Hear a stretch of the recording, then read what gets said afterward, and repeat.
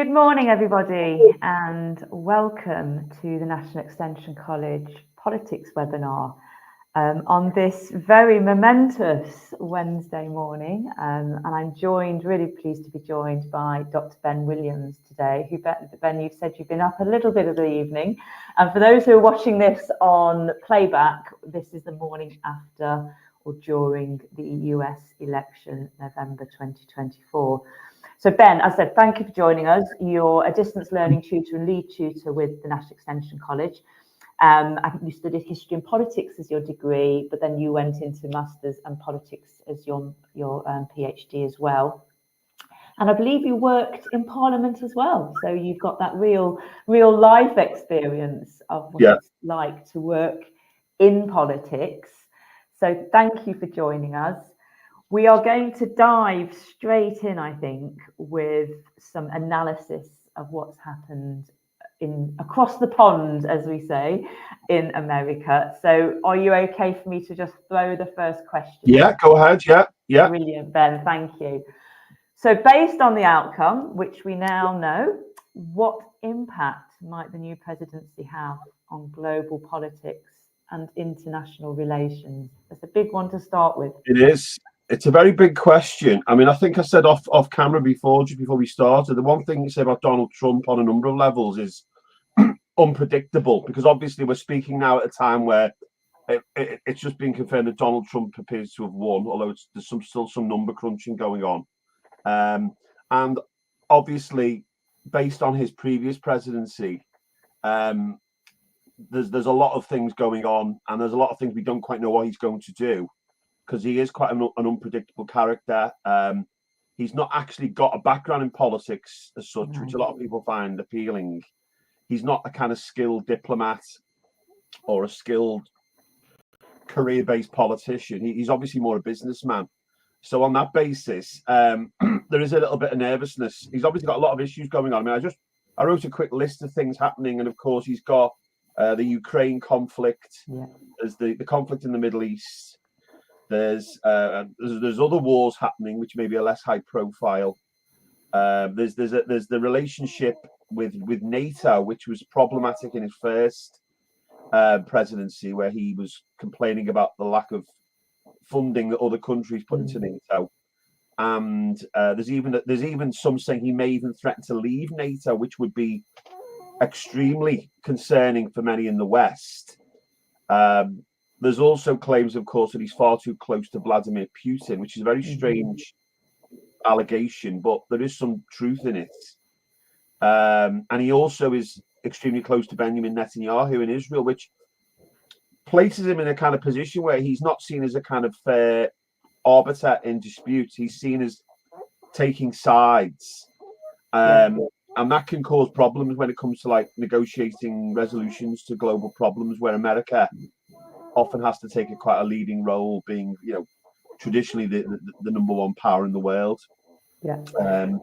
Very interesting. I mean, going back, I did a law degree and I did my dissertation on the global police force of the US and how they often are the country that is there at the forefront of any conflicts. But your analysis of how Donald Trump works is that it's pulling back from that, would you say? Well, he has said he thinks America gets involved in too many things. He has said that previously, and there was some evidence of that in his first presidency. So yeah, he has, of course, criticized Biden for getting America involved in war, and wars happening completely, wars erupting, as in Gaza and in Ukraine. Trump, of course, has made the rather bold claim that wouldn't have happened under him. That is unprovable, really, because there's an argument to say those things would have happened anyway. They were kind of things out of the control of the USA. So it could be coincidental that they happened under Biden, and whether he can just wave a magic wand and fix them all like he claims to is highly questionable. I know a phrase sometimes used about Trump, which some of his critics have used, and a guy called John Bolton has used it a few times, who used to work for him as a national security advisor, that he doesn't take a long-term strategic view. He takes a short-term transactional view, where everything's like a business transaction, and he thinks of the short-term deal from his business mind, but not the long-term strategy. That's a very good observation. Yeah. Yeah, and that actually is, to many seasoned international relations observers, dangerous for America and for the world, because he's not looking at the bigger picture, and it potentially is very destabilizing for international relations, and indeed America's position could actually be undermined in the long term if that's the sort of approach he takes. Okay, a sobering note. Yeah, and I was just going to add just one final thing, because I've just been listening on the radio. There is actually an issue with Britain, of course, because a number of British politicians in the current government have spoken out in the past about Trump. Yeah. David Lammy has put some quite sort of provocative tweets that are still out there somewhere in the system, and that is going to be difficult in some ways to build bridges, because of course Trump seems to remember these things and seems to hold vendettas in some ways. So it's going to be difficult for Britain in a way, and it's going to be interesting to see how the so-called special relationship develops in the next few years, given that. Yes, I mean, I can go back to Ronald Reagan and Margaret Thatcher, where perhaps the phrase "a special relationship" was first coined. Yeah. And yes, there isn't a natural fit between the UK Labour Party and the current Republican Party as such, though there's some crossover perhaps in some policy aspects, but not in the leadership style. Well, I think traditionally Labour traditionally were always aligned with the Democrats, weren't they? And there have been some Labour politicians have been over there, which always does happen, incidentally. And some Conservatives have actually campaigned for Trump. Incidentally, some Conservatives were out campaigning for Kamala Harris. So politicians have always done this. It became a bit of a story a few weeks ago when Trump complained about it, but it's not a new thing. And American politicians have come over here and campaigned in our elections. Yeah. But I mean, I don't think it's any secret. Most of the Labour politicians in government would have preferred Kamala Harris to win. Yeah. But they're going to have to work with Donald Trump now, which is going to be interesting to see how that develops. Good, thank you. We're going to dive a little bit more into some of those aspects you've picked up in the introductory statement. And as it says on the comments, please do add any questions at any point throughout the session that you have. We'll have a Q&A section at the end. But anything that you want to raise or you want clarification on, please just do type in and we'll come back to them when we do the Q&A section, or just write them down and then just type them in when we get to that section. So really delving into the process, I suppose, a little bit here, Ben, and hopefully a lot of people joining the call have over the last few months had a bit of an understanding of how the US electoral college system works. It can be confusing to an outsider. And is it democratic? That's quite an important question, actually, particularly when we have this noise around the popular vote and then the electoral college system. Anything you want to sort of talk about around that? Well, it's not democratic, it's always in the conventional sense, but there is democracy in it. So basically, the simple rule is every state is considered a separate entity in the presidential election. So it's not a national vote as such, although a national tally is added up at the end. So basically every state, so 50 states, they're all a separate election, and every state has a value. And it's democratic in the sense that the value is based on the population. So obviously the bigger the state, the more electoral college votes that it gets. And the electoral college is this historic term. So when the US Constitution was being drawn up in the late 18th century, there was a bit of nervousness, I think, about direct democracy from the founders of the USA, the founding fathers, as they're called. They were a bit untrustworthy. You can say it's a bit elitist. So they developed a system where there's like a filter whereby the voters elect people to vote for them in this college that meets after the election. That's the best way of putting it. And every state sends a number of voters, which equates to their electoral college value.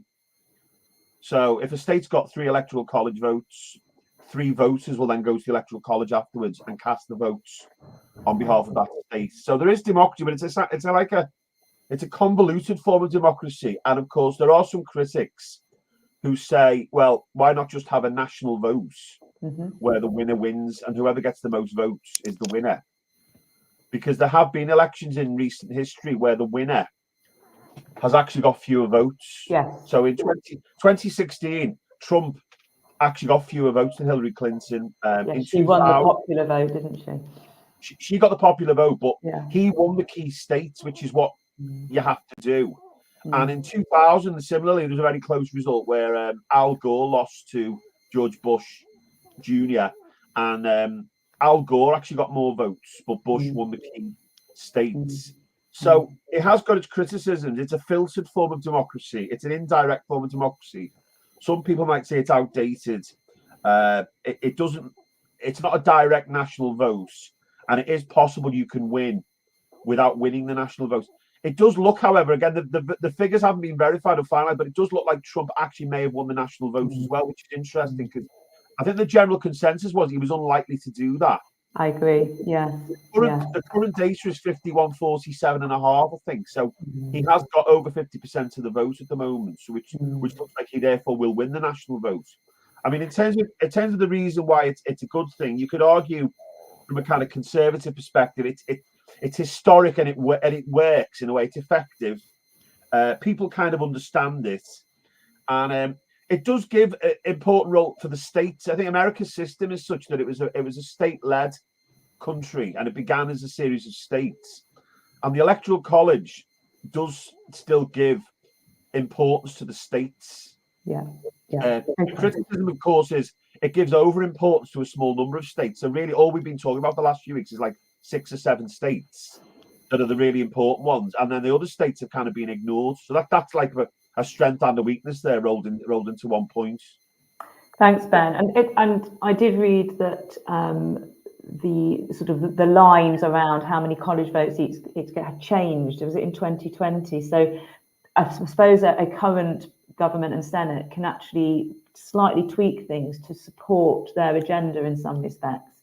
Well, they can have some influence. It's supposed to be an independent process. So I think every 10 years there's a boundary review of American constituencies. And obviously, if there has been population movements, a state can gain or lose electoral college numbers.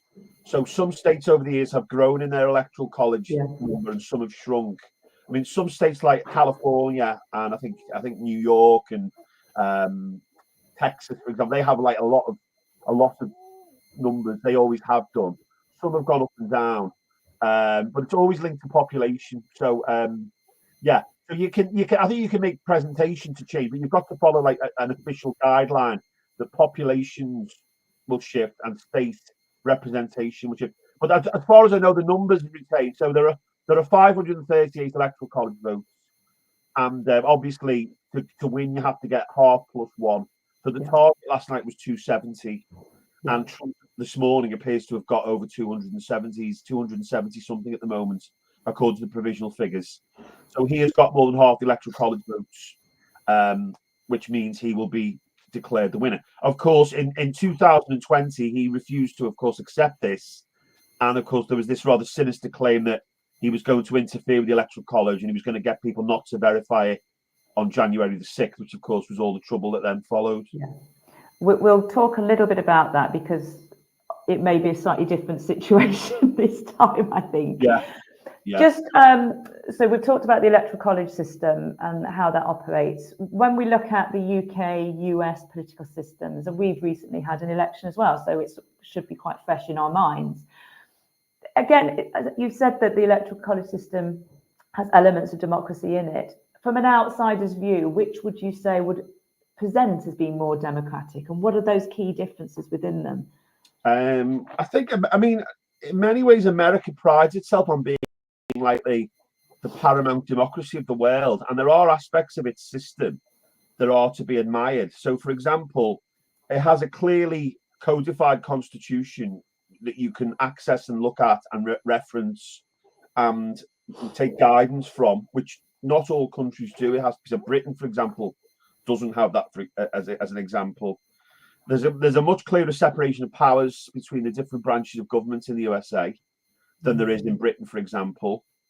They follow the principle of federalism, which means basically power is shared and split, and it's hard for there is some talk of Trump being like some kind of tyrant and power crazed individual, but the American system does make it difficult for someone to become like that, because of the federal split.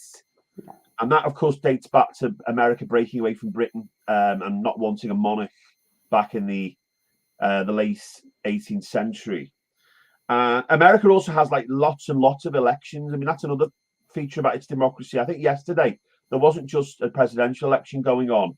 There was congressional elections, there was state level elections, there was local referendums, there was very, very localized levels of elections, and some I heard somebody say that the ballot papers were like books that you had to sort of flick through and go through. And in that sense, there's like an overload of democracy. Some would say too much, perhaps, because then people get a bit fed up and don't bother because there's too much of it. So, in many ways, the American system is good.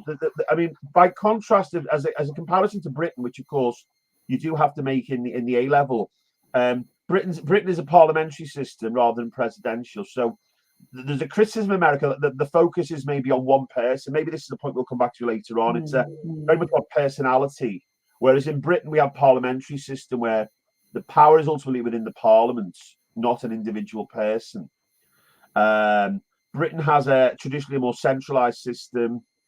We have a form of devolution. We don't have federalism, which is different.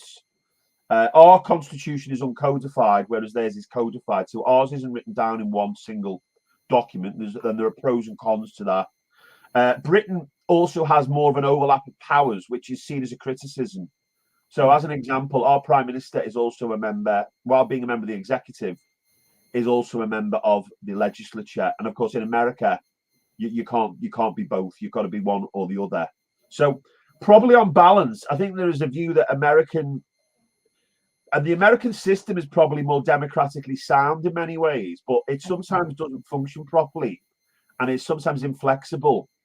And Britain's, while maybe having a few democratic loopholes, and possibly linked to the fact we have a monarchy still and a constitutional monarchy, we can actually get things done quicker, and our system's a bit more flexible and a bit more adaptable. Good, thank you, Ben. I think we're going to talk a little bit about the changes in the differences in the different houses, the Senate, and that in a minute. Yeah. Now, though it's not being confirmed, now it looks very likely that Donald Trump is going to be Prime Minister of the United States. And we've talked a little bit about his international priorities. What about domestic? It seems like the exit polls, it was very much focused on the economy.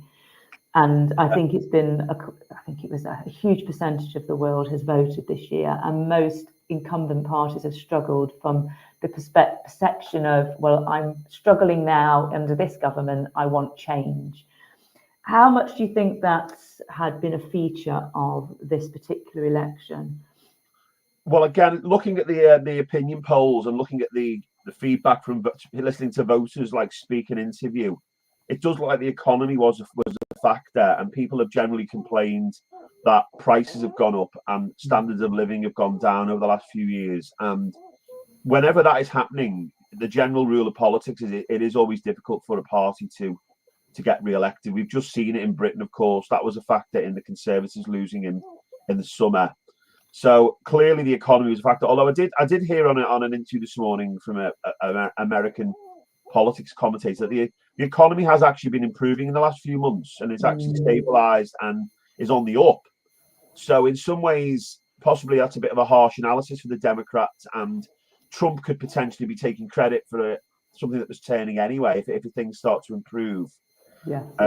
So the economy sounded like it was a big issue, and also immigration was clearly something that was an issue that was talked about a lot. Trump, some have said attacking and demonizing immigrants in some ways, and didn't go down well with some groups, but obviously had some appeal.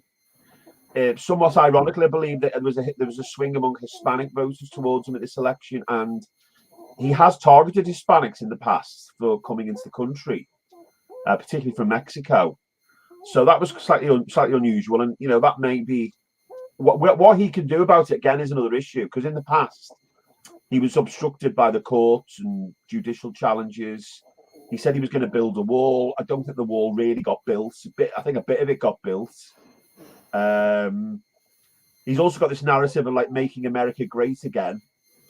But again, critics have said this is something like a romanticized fantasy when he's harking back to some glorious past that hasn't really existed for a long time, really. So they're all things that seem to appeal to voters. You know, the economy, the immigration, to make America great, whatever that actually means.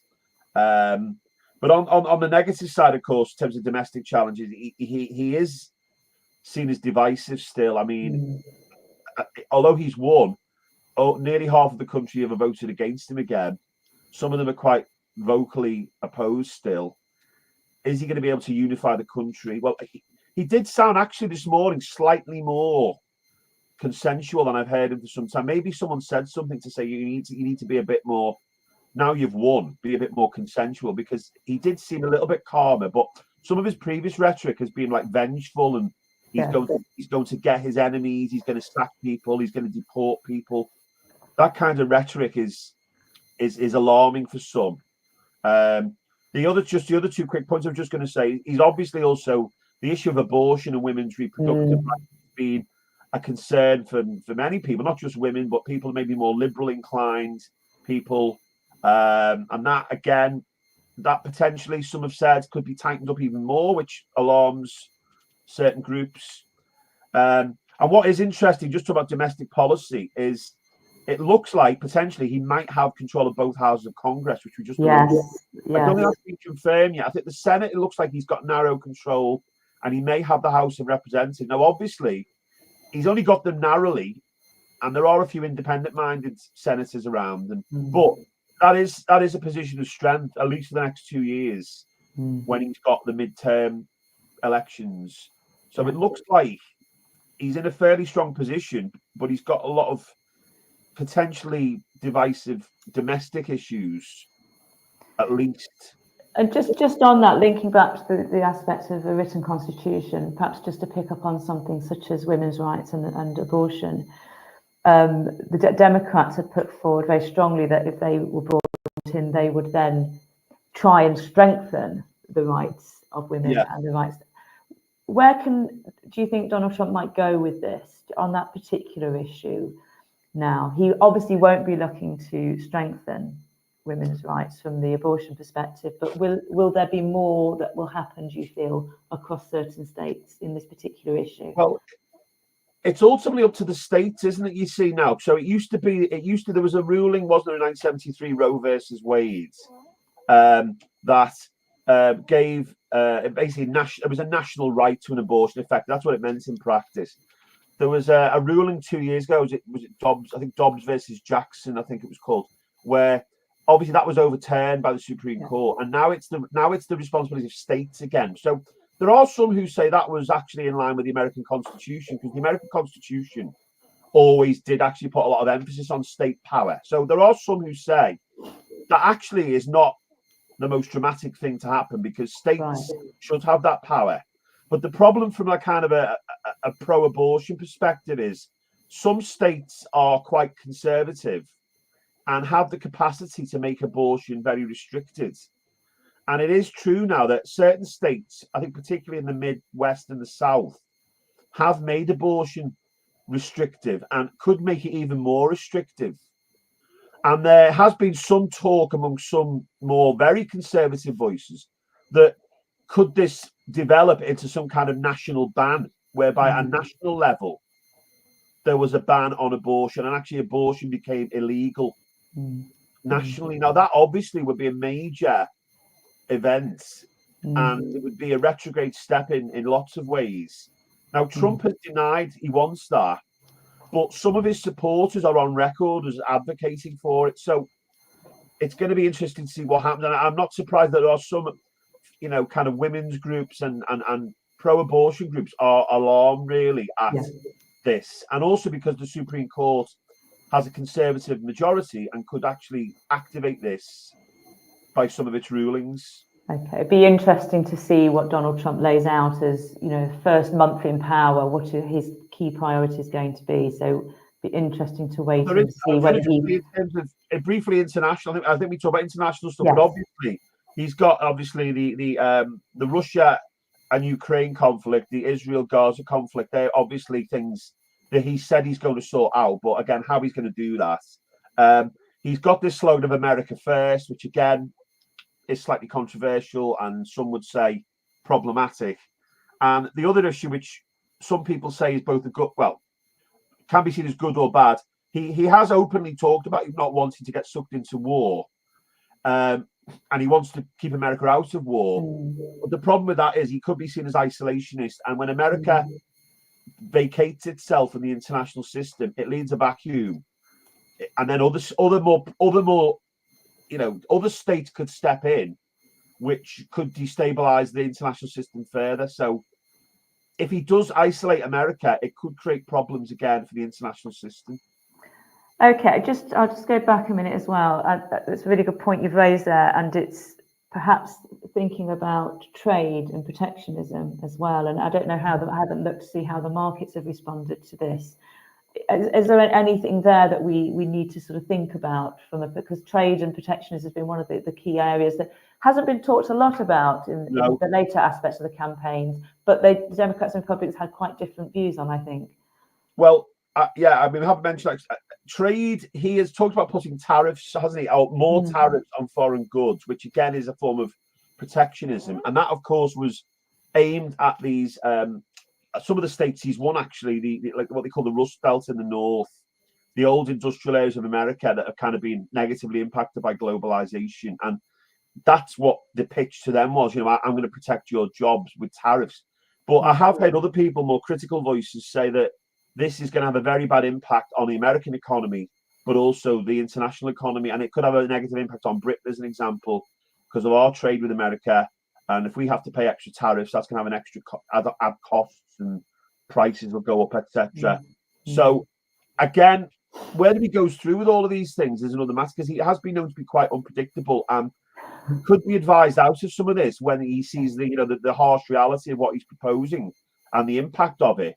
He's not necessarily thought all these policies through. That would be a point that some might say. That links back to what you said at the beginning, Ben, about Donald Trump being quite transactional in the way and quite short-termist in the way he operates. So that will be the way potentially he's looking at trade. Yes. And hopefully he's got advisors around him who will be perhaps looking more strategically around how different trade partnerships would work for the benefit of the American people. But you assume he is going to have some sort of expert, because I mean the criticism again of him is he's not really interested in the detail, apparently. And according to his first presidency, he didn't read briefings, he didn't understand some of the briefings, and he needed the experts to explain the implications. Now, again, slightly worryingly, he fell out with lots of these experts in his first presidency, and a lot of them won't be coming back. So it depends who he's bringing in. And if he's bringing in, sycophants and yes men and women who are just going to nod along with him, that's concerning. If he's bringing in actual experts who know what they're talking about, then that would be more kind of reassuring that he's going to do the right thing for both America's and the national and international picture as well. But I think we've probably had some experience of, from the COVID perspective, how Donald Trump perceives experts who are saying things against what he wants the narrative to be. So we will wait to see on that one. But that brings us nicely into the aspect of checks and measures, around, so you were saying before that the way the democracy is put forward in the United States means it's a little bit more restricted around the power that certain individuals can have and certain officers can have. Can you just expand on that and how those checks and measures and how Congress, presidency, judiciary are separate? We talk a lot about in the UK about the separation of powers, but how does that look really in the US system?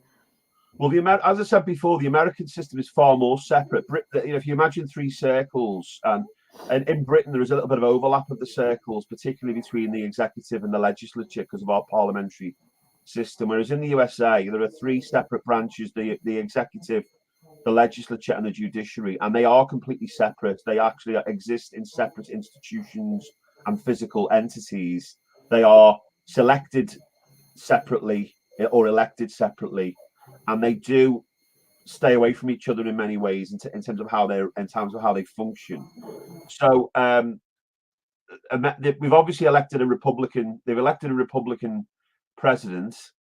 It looks like they've elected a Republican-controlled Congress, in potentially in both houses. Although that's still not confirmed, and it looks like small majorities, so it's going to be quite tight in those chambers. So that could be a check on him. And then, of course, you've got the Supreme Court, which is 9 judges who are supposedly independent of politics and don't get involved in everyday politics. But curiously, they are appointed by the president and ratified by the Senate. So there is some political input into their selection. So the criticism again is that the people who get appointed are judges who kind of align with the views and outlook of the people. Yes. So Trump in his first presidency, I think, had 3 appointments, and he appointed 3 conservative inclined justices who then were influential in the review of the abortion law, which then restricted the rights of an abortion. So there is separation, but at this point in time, if the way things are looking, Trump is in a powerful position because he's the president, so he runs the executive. His party are in control of Congress, albeit quite narrowly, and the judiciary is a conservative dominated judiciary.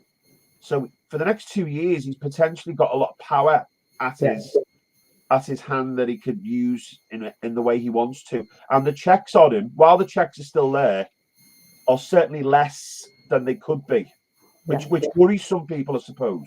Yes, I mean, he's coming out and saying the country's given him a powerful mandate, and that is very true.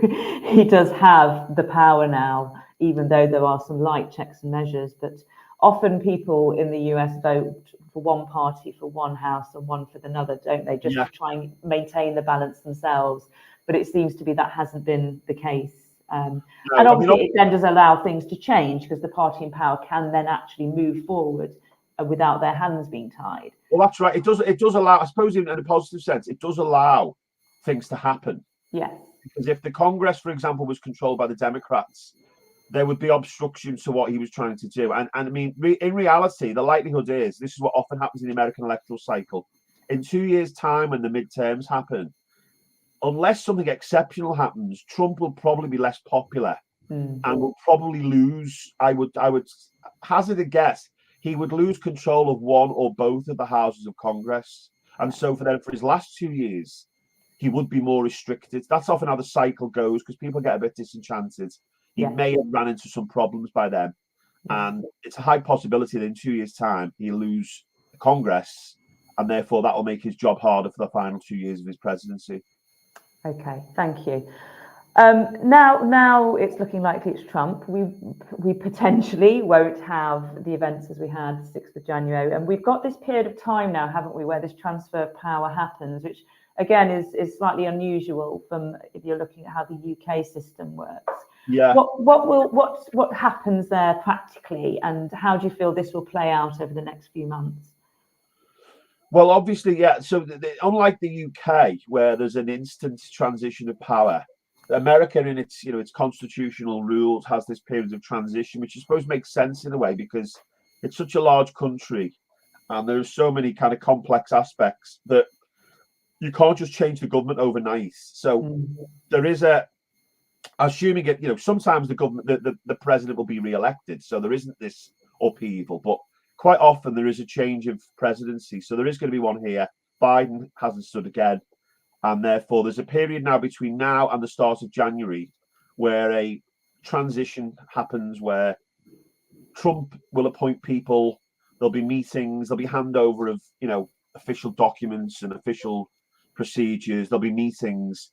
And therefore, when Trump's officially inaugurated in January with a ceremonial event, by then, all of that will be in place and he will officially start in early January in the role of president. So that's how it happens. And of course, we remember last time where Trump refused to accept the outcome and the transition didn't take place smoothly or peacefully. There was, of course, violence and rioting. Yeah. There is nothing to suggest that the Kamala Harris side are going to do this, that they appear to have accepted, although it's not been formally accepted, that they haven't won.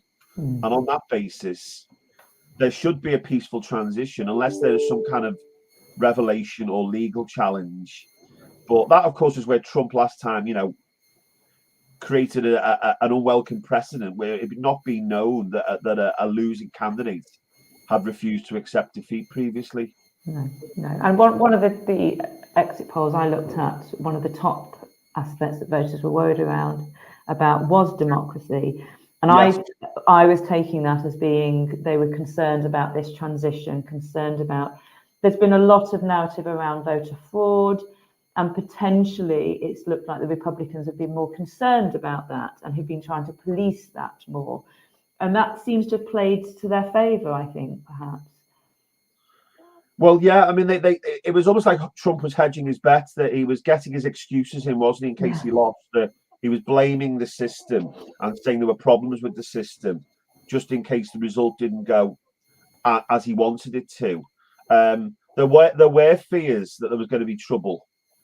There might still be protests, because I seem to recall when Trump got in last time, there were protests. There were, particularly from women, a lot of women who were concerned about things like abortion, and obviously his behaviour towards women. He has a history of, allegations against him from various women and sexual allegations, which, there is some basis to them by all accounts. Mm-hmm. And obviously many women are concerned about that.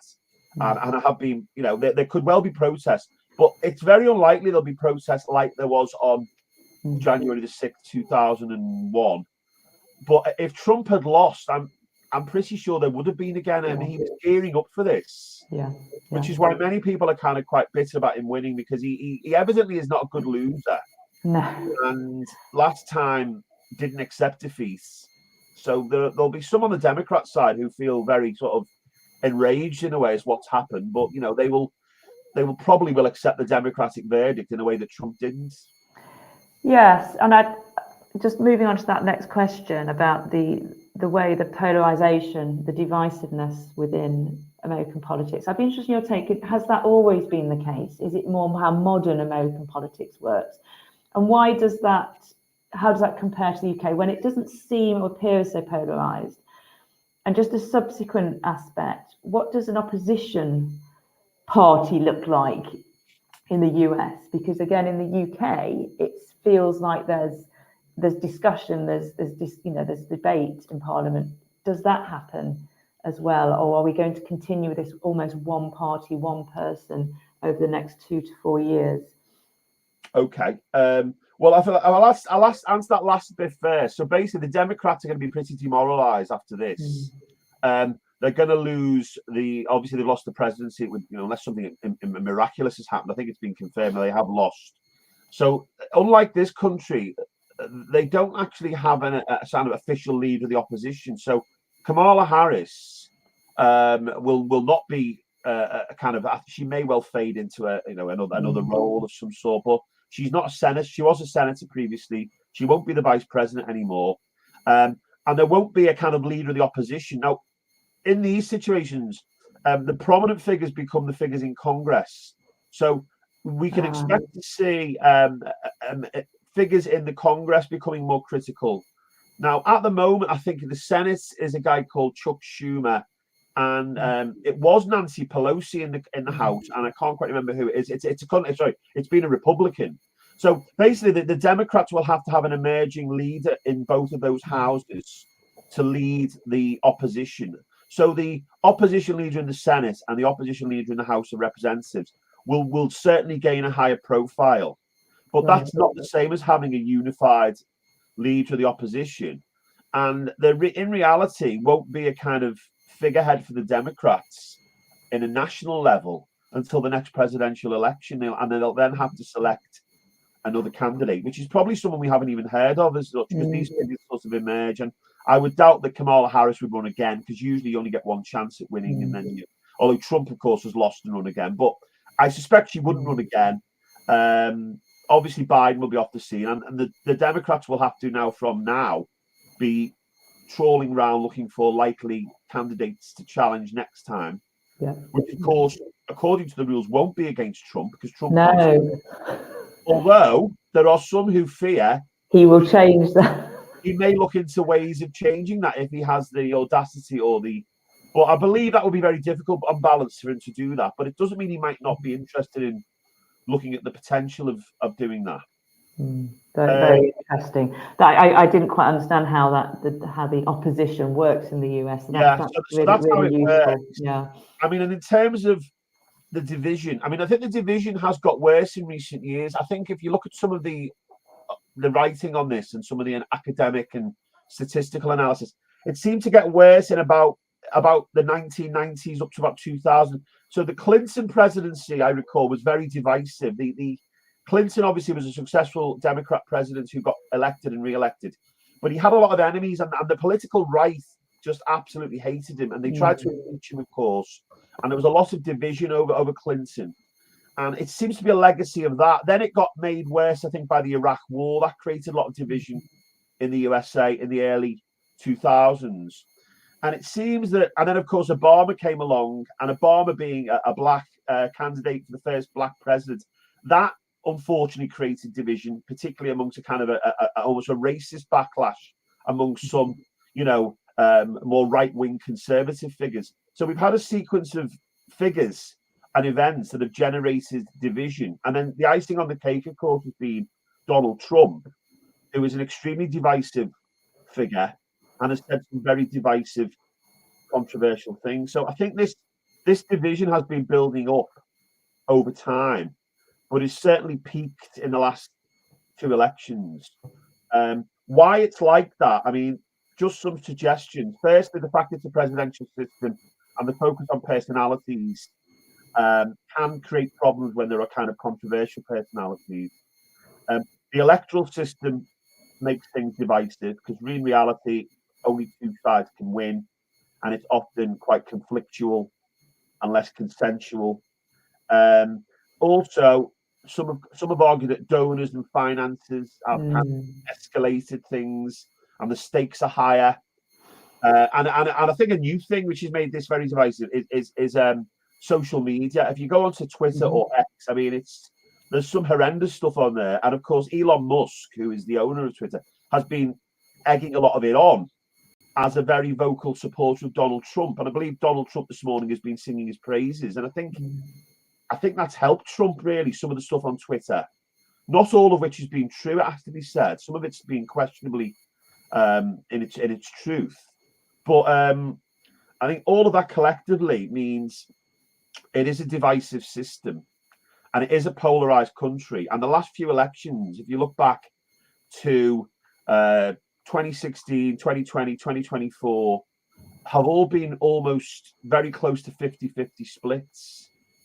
And this one's going to be a close. I think if Trump wins, is it 51-47?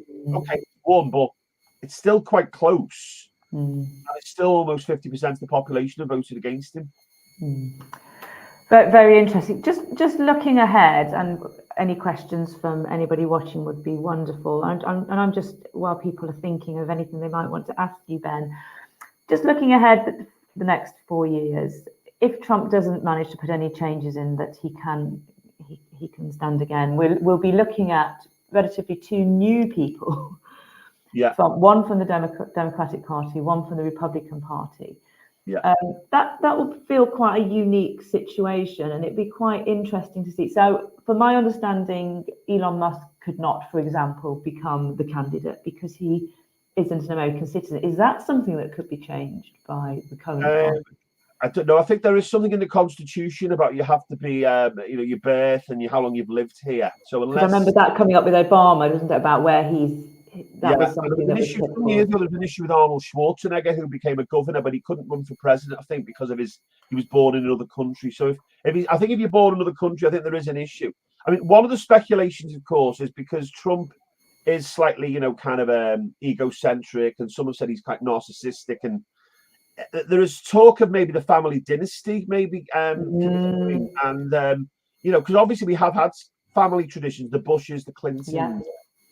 It's not beyond the realms of possibility that Trump could groom one of his children, like maybe Ivan has been mentioned as a possible candidate to succeed, and that would obviously fit in with his his narrative of the Trump name and the Trump image. So, and some of his diehard supporters want that as well. Yeah, they like that dynasty aspect. It's almost become a bit of a personality cult around the Trump name, and so carrying on with another Trump could happen, and there is some precedent for that. So there could be another Trump, one of the children standing, and yeah, America, the Democrats have to find someone else. I mean, certainly it would be younger people. I would expect generational shift, and that might be a good thing, because Trump and Biden, for example, both older men, have kind of dominated the last 5-6 years or so. Biden even longer, actually, because he's been around a long time. Maybe, younger people with a clean slate might be a good thing. But of course, if it's another Trump, that still lingers on some of the issues that have caused problems for people in terms of the Trump image. Yeah, good. Okay, we've got a question, something we haven't touched on at all, actually, from Unity, which is around climate policy. Any thoughts on that? It hasn't been one of the issues discussed really very prominently in either of these campaigns. No. There's been obviously comments around this Rust Belt that you commented on, and protecting their industry, and obviously there's some aspects that's quite anti-climate change. Donald Trump has in the past put forward some climate denial types of comments. Yeah. Anything you want to say on that aspect, Ben? No, it's a good question. We have sort of overlooked it. I think obviously, I think there was a higher profile at the last election when he stood. Well, if you're an environmentalist, it's not a good kind of approach. He's certainly an environment. I don't think he's a full-blown climate change denier, but he's a skeptic, shall we say, and he has got some people around him who are more skeptical than him. Things like tariffs, etc., and some of his support for like industrial parts of the USA do potentially have environmental impact. He, of course, withdrew from the Paris Climate Treaty in his first term, which Biden was either in the process of rejoining or had rejoined. So his policy is basically he's a skeptic of global warming, and because of this America First policy, he will pull America out of climate agreements, as he has done in the past, which, while he would argue, again, it's transactional. He would say in the short term it benefits America. In the long term, it arguably doesn't. And the long term, it arguably doesn't benefit the world, because environmental agreements cannot work if one of the biggest countries in the world doesn't cooperate with them. Yeah. But Trump doesn't seem to see the full picture, that environmental issues do affect the USA. And in the longer term, there will be ramifications if he neglects this. But I don't think it's a priority, and I think it will, as from a green perspective, I think green issues will be not high on his agenda. It links back to what you said around having the right experts around him, yes, who potentially will help him see the long-term benefit. But I agree, I don't think that will be something, because he'll be very focused on this legacy and the immediate economy and that sort of feel-good feeling that he wants to put forward. Yeah, and obviously some of these environmental policies are costly and involve taxing people, and he wants to lower taxes, so he prioritizes that. And he's also made green issues into kind of like an international issue with China, because I think he has this argument that China is the biggest polluter and China doesn't do what it has to do. So why should America do what it has to do? And I'm not quite sure that's always true, to be fair. I think both China and the USA have responsibility equally. Yeah. And, as I say, he's seeing things through a business low tax lens rather than environmental sustainability lens. Good, thank you. Just to finish up, we're nearing the end. Thank you, Ben. It's been a fascinating discussion. Now, obviously, you're lead tutor for our A-level politics course, but we'll have viewers here from perhaps interested in law, legal aspects, some in history. There's a lot about American history and within the history specification as well. So just pull together a few parts from examiner reports, specifically around the questions where you're needing to pull in recent events into your answers. Anything you want to say on that? The slides will be available to those who booked in, so they'll get all these comments. But anything you want to say around how you pull in these really amazing recent events into a coherent answer to any of the exam questions? Well, one of the key points I would stress, and I've said this in my own kind of personal feedback to people, is that politics is like a dynamic subject. And I think some people, who are very studious kind of take the materials maybe online very literally and stick to the materials and regurgitate the materials very well. But in politics, and you need to keep up to date with what's happening. So obviously this is a massive event, and going forward, if anyone is studying politics, when you are answering questions, you need to be referencing things that are happening. So there's been a change of presidency, there's been changes in Congress, there's been big implications for sort of wider American society, some of the political issues, and you have to embed that into answers.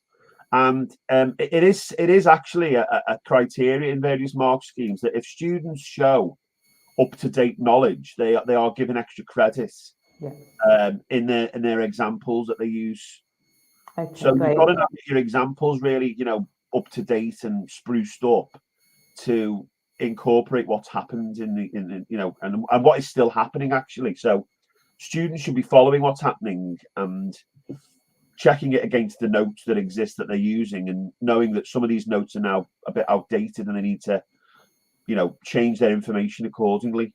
Yeah, so it's using the course for the underpinning theories, the key concepts that are being put forward in the learning, and then applying that to current events, and then putting that together in a coherent way for their exam answers. Yeah, and the other thing is the NEC course on paper 3, because paper 3 is a comparative paper, and in the NEC course it's a comparison between Britain and the USA. So obviously you take your knowledge from learning about Britain in units 1 and 2, and then you compare it with what's happening in America. So this is where, again, comparisons with how we hold our elections, how we elect our leaders, our parliaments and their parliaments, the different structures, the different culture. You have to kind of embed all that into answers in paper 3. It is actually the most challenging paper 3, really, on balance. So this is where knowledge of the American system is really critical. And that's why what's happening at the moment is, especially people who are in their final year, maybe doing their exams next summer, you've really got to get this focus and in your mind now to use going forward. Thanks, Ben. Well, you've given us a good overview. This video will be available for people to watch back. So some of the things that you've drawn attention to, some of the key words you've used, the language you've used, I think many students will be able to incorporate that and use that to sort of define some of the aspects they'll be putting forward in their exam answers. I'd like to just point out the politics course to anybody who isn't a registered student with us, and you can find information around the A-level politics on our website, not just for somebody who's looking to move on to study further or higher education. It's a fascinating structure to study the modern world in, to use the framework of the A-level politics to really try and gain an understanding of what's happening in the world. Because as you've highlighted, Ben, I think the phrase is, if America sneezes, the whole world catches a cold. It's, that's why we're all so focused on this quite momentous event. I'd like to thank you, Ben, and all those who've been watching for your comments. You've given us a fascinating real-time analysis of what's been happening overseas in the United States. And we all look forward to seeing how it develops, some with trepidation, I am sure. And we will see. Any final words, Ben? No, just thank you. It's been interesting to talk about it when it's still happening so freshly, really, at the moment. And of course, I think in a few hours' time, there'll be other analysis offered by various people. But I think we've just given a taste there of what's actually happened. The dust will settle slightly. The result will be finally confirmed. But I think it's going to be an interesting few years with Donald Trump. And I think the word I said at the beginning is unpredictable, which can be both good and bad. And we'll have to just see how it materializes over the next few years. Thank you so much, Ben. And thank you all for watching, whether you're watching live or on a recording. And if you have any more questions, you've got our email address there. So thank you very much. Thank you. Thanks, everyone.